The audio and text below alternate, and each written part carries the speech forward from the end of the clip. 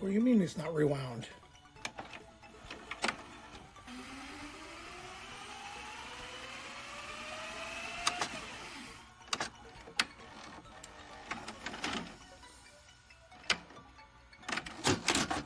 Movie that made us. All right, welcome back. Hope you guys did dig. I don't know when this is coming out, but should we say today's date? Mr. C, check out his podcast, man. It's sick. All right, this is a long one. Part 2, 1995 Kids. Starring a bunch of no names and a very young Rosario Dawson. 16-year-old Rosario Dawson. Holy shit! Who was the? I don't know her name, but she was in Box.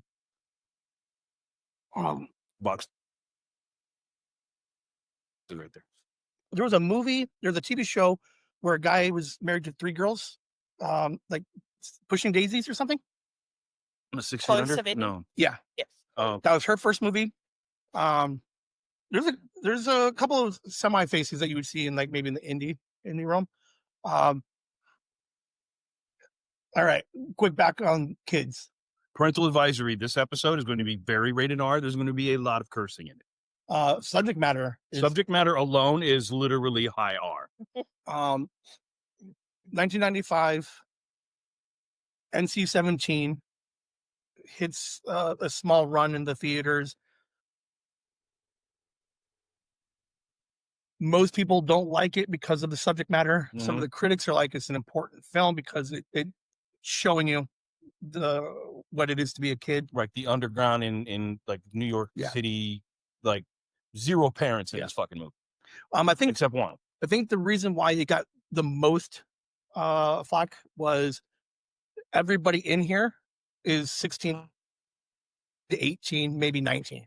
So as we talked about the subject matter, like people are calling it like child pornography. Yeah, I can see that. So it was a movie that was banned from Blockbuster. Mm-hmm. You could not rent it from Blockbuster. Which Blockbuster was literally the landmark. If you got a movie at any time for the longest 25-year run or wherever, that's where you went. Right. No one else could touch that. But it was on a small list of banned movies from Blockbuster. It was a movie that in 95, if you were a tween or a teen, you knew somebody who had a brother who had like a weird bootleg copy of it. Mm-hmm.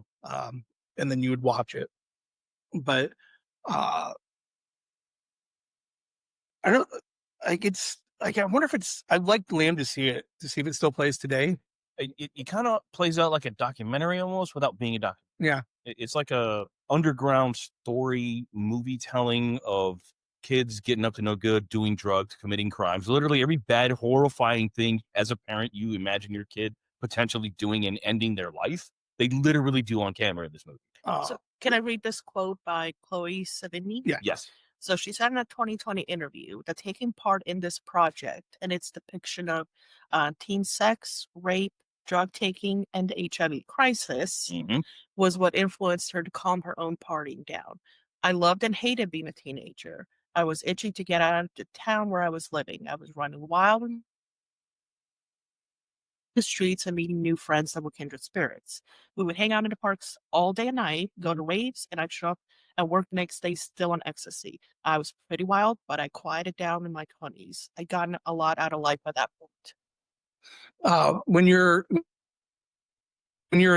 15, 16, you're fearless and you're indestructible. This movie shines a huge light on like how you're not indestructible, I guess. Like how very fragile and how very human you are. Despite what how stupid you are at 15. Oh my God. Kids are so fucking dumb. And this is a structured storytelling film version of some things kids do. So reality in a lot of ways is so much worse. All right. Movie takes place in New York. Mm-hmm. It's one day. Literally in the course of a single day, which kind of really works toward the movie. What's the opening scene? The opening scene is a dumbass fucking teenage kid that you absolutely learn to fucking hate because he is so selfish and self-centered. And he's 16, 17. He is your absolute typical 16-year-old douchebag, talking to an innocent young girl and convincing her to surrender her virginity to him, which he then takes. And then there's like a good 10-minute montage of him walking with his friend after he leaves that apartment after deflowering this girl and talking about how he prefers virgins and every single vulgar way you could talk about your pursuit of doing nothing but banging virgins. So when you're 15, 16, when you're hanging out with your friends, like, it's funny, I asked Liam, I'm like, do you swear? And I'm like, I know he does. Like, when he's with his friends, I'm pretty sure he's swearing. But that little montage, they're walking down the street, his friend Casper, they're sneaking into the bodegas, they're still in 40s. Throws him in his pant leg. They talk a lot of shit to the owner and then run out. Like, then, not even just a lot of shit, like a bunch of racist stuff. Yeah, no, absolute racism. Alive and well in the mid-90s. So they get the 40s and like, what were we doing today? Literally smoking a joint as they're walking down the fucking street. Like, man, I'm not a parent. I have no interest in ever having kids, and it pissed me off. And I'm like, fucking wow. I can understand why there was so much flack that this movie got, but you got to really kind of respect the movie teller and everyone who boldly went together to make this movie anyway, because literally not another soul anywhere would ever fucking make a movie like this or tell this kind of story.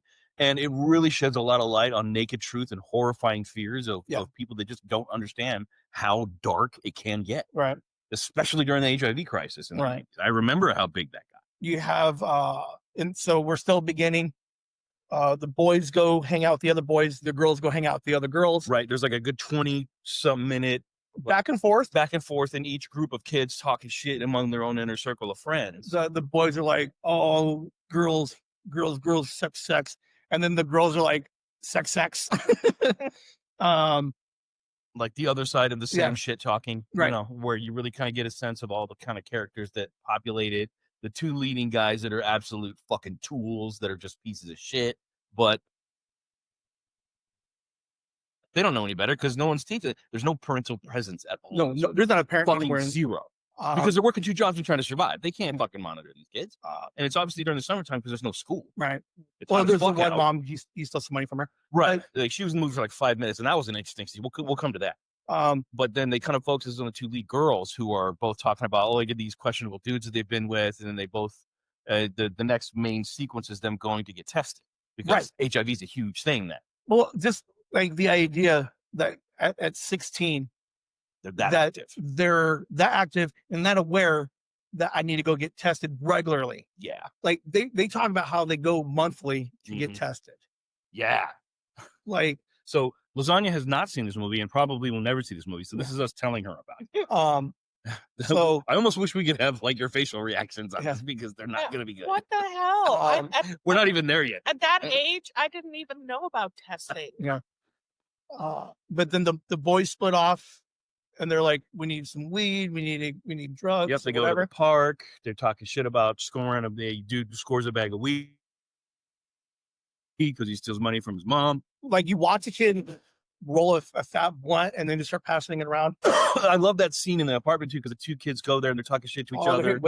They're hitting whippets. They're fucking like he goes to his mom. His mom literally has an infant there. Yeah. And she literally whips tit on camera and starts plugging the kid on because she's breastfeeding him. And the friend's standing there staring at her like, oh yeah, Casper's. Yeah. And he's like, dude, your mom's looking good. And he's like, shut up, man. Oh, it was sick. Man. And not in a good way. And then he ends up asking her for money. She's like, no, your dad said I can't give you money. Yeah. So he goes to her closet to where he knows there's a secret stash of cash and rips her fucking money off anyway. Goes and buys weed with it. Right. They go to the park and there's a bunch of other loser kids hanging out because they're skaters. I mean, they're quasi skaters. They're not real skaters. They insult the skater name. But what's interesting is like they're out there being teenagers. And what's interesting is like so far we're 25 minutes, 3 minutes into this thing. They haven't shied away from anything. Nope. They're out there being kids, being just total douchebags. Regular skater comes up, bumps him on accident. I think he even says sorry. Well, the skater kid ran into him and he's like, dude, watch where you're going. And then all of a sudden, all the kids jump him. And gang beat him down. Dude takes a skateboard, clocks the guy, and puts him obviously in the ER if he doesn't die. there's a decent amount the angles. It's violent for sure. Like, yeah, they play it pretty hard on the brutality of this beating. No one interacts, no one yells at them. It's literally absolutely shit that happens that like people just turn away because they don't want to get involved. Right. And then it's a populated park. There's a ton of people around. Right. No one does shit to No one stop him does from it. gang beating this guy who is not white. Most of the antagonists in this story are white, Right. so there's already a racial component to it. And there's no resolution. You don't find out if the guy dies or goes to the ER. What they just leave him in a pool of blood and they all take off like we're going to a fucking party, and they all take off. Right. So they all end up in some guy's fucking apartment from somewhere where there's literally nothing but 16 and under young kids fucking smoking and drinking and like literally every horrible thing in a college party that went wrong. These fucking teenagers are doing. Right. The girls go to the clinic. Rosario Dawson, she's clean. Yep. The other girl, what happens to her? She gets positive for HIV. So she's like, oh, fuck. And she's horrified. And then, Rosario's trying to comfort her. Rosario's part's kind of small. Yeah. She's only in the mood for a little bit. Right. Well, she's got short blonde hair, the main girl. And she freaks out. She's like, I gotta go find the idiot douchebag. Who's the main idiot douchebag in the guy group we're following? Because she knows it's him that gave it to her. So now she has to go find him. And most of the movie is her going to different places and falling into her own problems. It's trying to find this idiot. It's the way that it's shot is like, it's heart-wrenching. She's in the cab. The guy's trying to talk to her, and all she can think about is like my life's fucking. I have AIDS. Yeah, I'm gonna die. And so the guy's talking to her, and you get these like weird close-ups on her where you can tell like everything's just running through her mind. Yep. Like she doesn't know. She can't get her feet under. We don't know mentally. She doesn't even know where she's going. Right. She's just fucking lost. And like literally ready to just give the fuck up. She's like, Telly, I think is his name. He's like, I think he's at this party. So she goes one party, and then some guy's like, boom, have some ecstasy. So now she's tripping, wandering around this rave, walking into different rooms. There's orgies going on with these other teens. I mean, like really horrendously bad things that every parent's nightmare, like giving birth in this movie. Like, because any parent that like thinks their kid is good and then sees their kid do half of any of the shit would freak the fuck out. It's one of those movies. Like I remember, like early on, mom was like, "You can't watch Beavis and Butthead." I remember that. And then eventually we realized like Ren and Stimpy was just as bad, but there was like parents were semi-aware of what was on TV. But when you have like these weird indie films that don't really go anywhere, and that there's bootleg copies, and some guys, like some friends, brothers, somebody recorded it or some shit, right? Like as a parent, like whatever version of kids that there is today, I don't know what it is. So it's like one of those things where the audience should have been parents, but I don't know if they ever. I don't know what the demo they were going for with this movie was, other than shock factor. But like, God forbid, like my mom see this thing back in '95. Oh man, she'd been like, all you guys stay in your rooms until you're 25. Yeah, she literally would have joined the protests in the street to burn the fucking theater down, or to burn the studio, or to keep us all locked up. She's like, I don't know who you're, or right? You I need to know the street again. I need to know who all your friends are, and who all their parents are. They turn into cops and they come into your life, Yeah, it was. So she's high on shit. She's like exhausted. These kids are partying all day in this fucking apartment.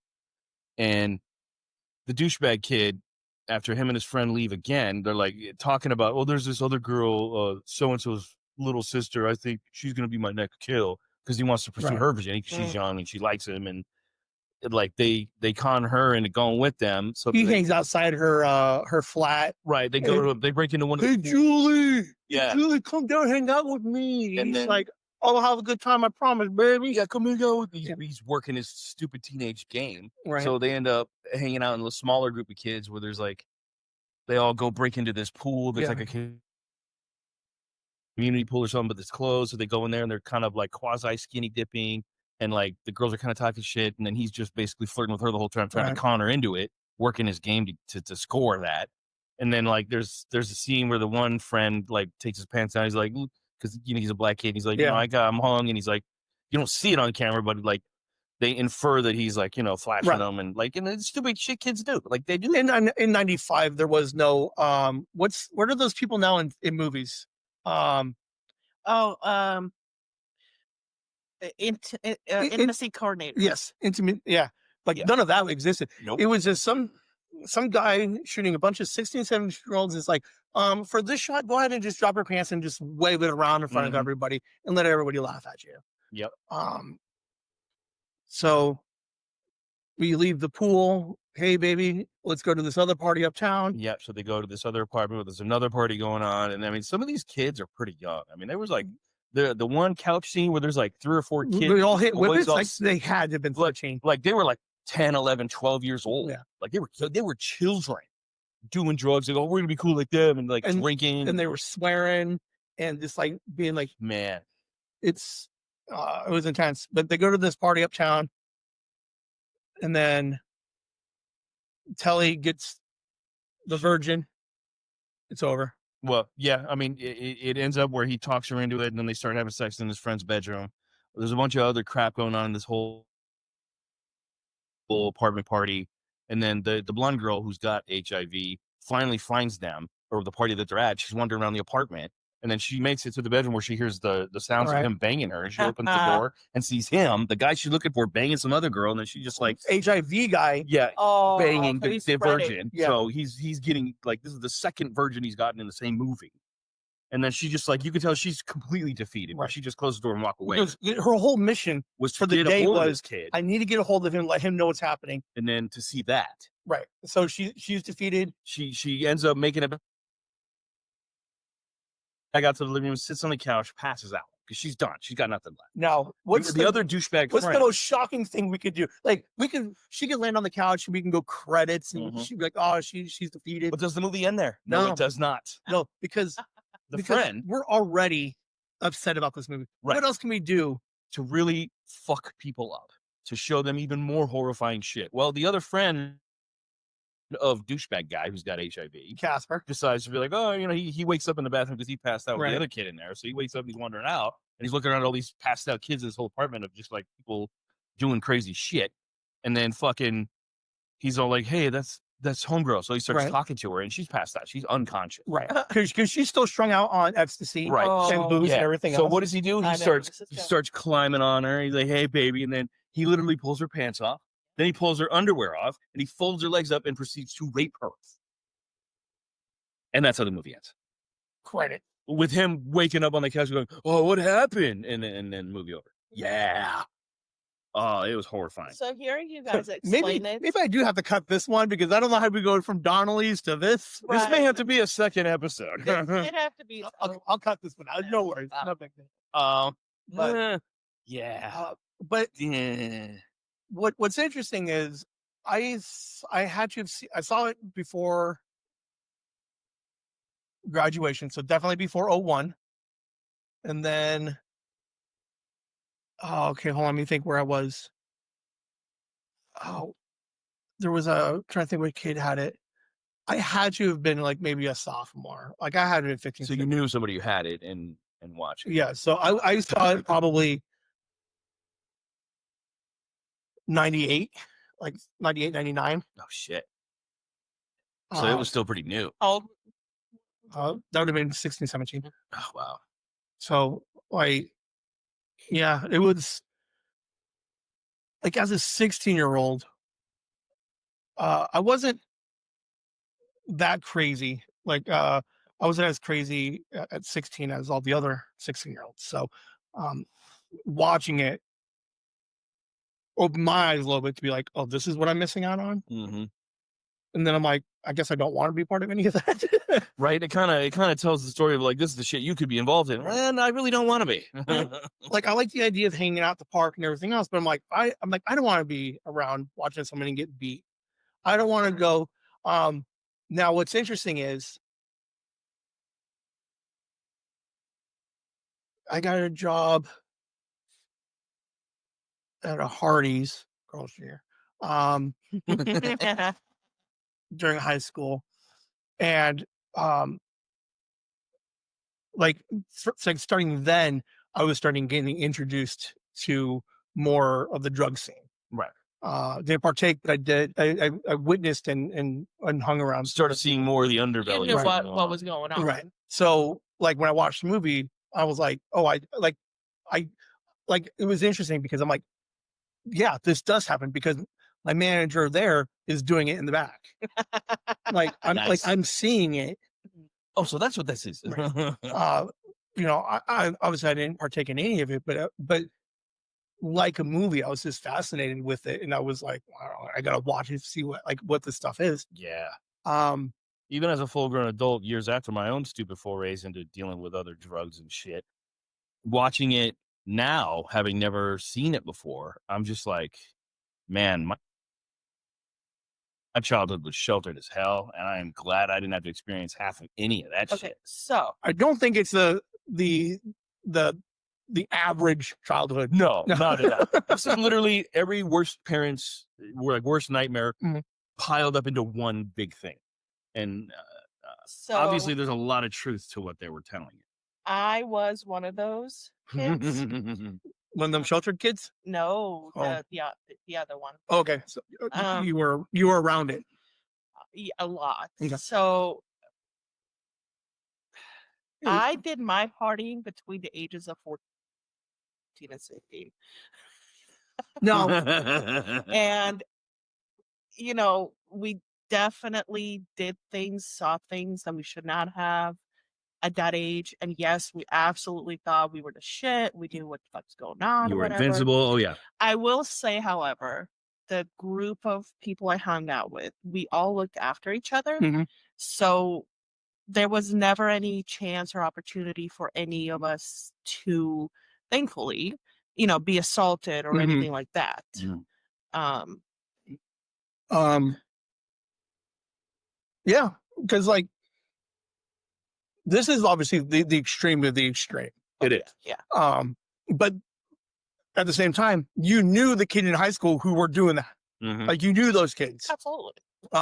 What's funny is from where I live, it was always the people on that side of the street, and it was like I'm on the east side, Uh-huh. but this road here, 51st, everything on the other side of 51st, like you just knew that all the bad kids lived on that side. Mhm. There's a reason, you know, the whole, you know, wrong side of the tracks, Mhm. why that term exists. Oh, yeah. And like, yeah, even looking at my own experiences, you always had a sense of no matter how much crazy shit you saw or were around, there was always a level of acceptance, and there Mhm. was always a level of like a measure of some kind of respect where even though y'all were doing crazy stupid shit, there was still a measure of respect from your Mhm. peers that they wouldn't let it get past a certain point. Mm. You don't feel that at all watching this movie. This movie, Mhm. there was zero filtering, zero anything holding back, and it was literally just absolute chaos from the beginning. Right. Well, back in '95, like you almost need this movie in '95, so that way when you're out of high school, '05, you know that you got these predators out there. You Yep. get this the girl thing. You got to find that like you keep an eye on my cup, I keep an eye on your Yeah. cup. Yep. Like Mhm. like it's one of those movies that like if you watched it with your girlfriends, or if you guys all hung out at Billy's house one weekend, you guys all watched it, like not fully acknowledging it, but realizing like as I get older, this stuff does happen. Mhm. Mhm. And I think like now, like girls go crazy for keeping an eye on Oh, everything else. absolutely. Yeah. Like, yeah. Because Oh, of yeah. these cautionary tales. Yeah. Mm.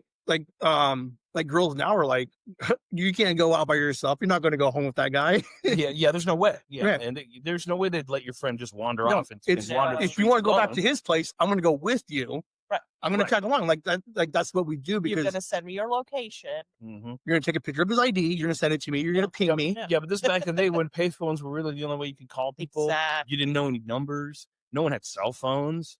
Half the people barely had house phones. Well, and then just the timeline wise, like now, like dads or parents are having conversations with their daughters early Oh, yeah. that says, yes, you can go to your first high school party. FYI, keep an eye on your drink, man. Mhm. Like the idea, which is so like it's so weird and shitty that you have to have those conversations. Yep. Like, don't just take some random cup somebody hands you. You Right. go for a sealed beverage and open it your fucking self, Right. or you don't drink it.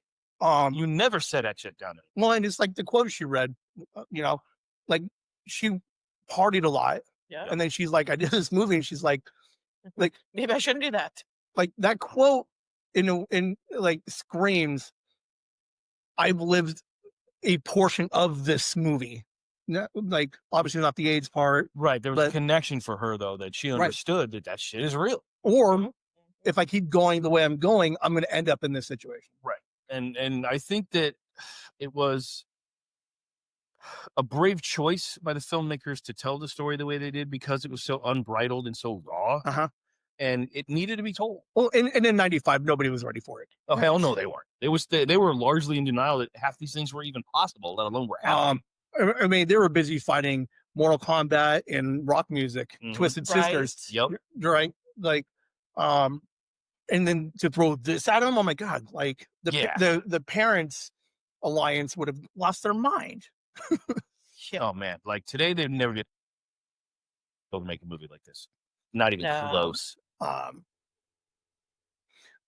think you can still no, they still make movies like this, but they play with the actors more with the sensitivity and the intimacy coordinator. Oh yeah. They're like, we're not going to get kids doing this. We're going to find They'd fight 20-year-olds to that look, to play the parts of kids, Right. not actual teenagers. right. So like because Yeah. this is an important story. They're like, we have to get the story out here, but we're not going to what's that word called? Where we're going to not force, but we're going to have these kids do this for us and kind of make it all looking pervy and stuff. Mhm. Because like one of the like when you watch it, what takes you out of it or throws you way deep into it is that all these kids are literally 13 to 17. Yeah. That's what makes it all the more striking, is because they're not just like actors in makeup. These are actual kids with no makeup on that Mhm. are just Chloe was 19 when she did this movie. Rosario Dawson was 16. Damn. just wow. Um, This movie, like if you're strong enough in your mental capacities and can watch heavy subject matter without getting too crazy about it, like this movie tells a very interesting story from a period of time where life in general was still very raw mhm. compared to what we experience now in 2020 something. I'm sure that parties like this still exist. Like, I'm not stupid enough to think like Williams is like only on his phone and all they do is social media and stuff. I know that's what they do most of the time, but they do go out and interact with each other. Right. I don't think it's this bad, but you still hear stories about some of the like the weird parties and We still have teen pregnancies. yeah. There's still plenty of bad things going on. It's the idea that in '95 that there's a movie like where the main story is surrounded by a girl that has to get monthly tested and that she actually tested positive, and then it's like continue with the movie. Right. Like that's the Okay. entire the whole backstory of the movie, Yeah. because it's like you have the absurdity of the boys, which you're like they're idiots, but like up front is like this girl spends an hour and a half looking for this guy to be like, you need to stop doing what you're doing. You need to get tested. You gave it to me. And then she's like, Just to be completely steamrolled by life and thrown over the shoulder like an empty beer can. Like, well, you don't matter. He's going to Yeah. keep going anyway. and in '95, like, AIDS was like a death sentence. Yeah, it was still very largely not respected. There was no real medical advancement on it. It was still killing a lot of people. And there was still a lot of ignorance going on at many levels where people were even denying that it was a thing.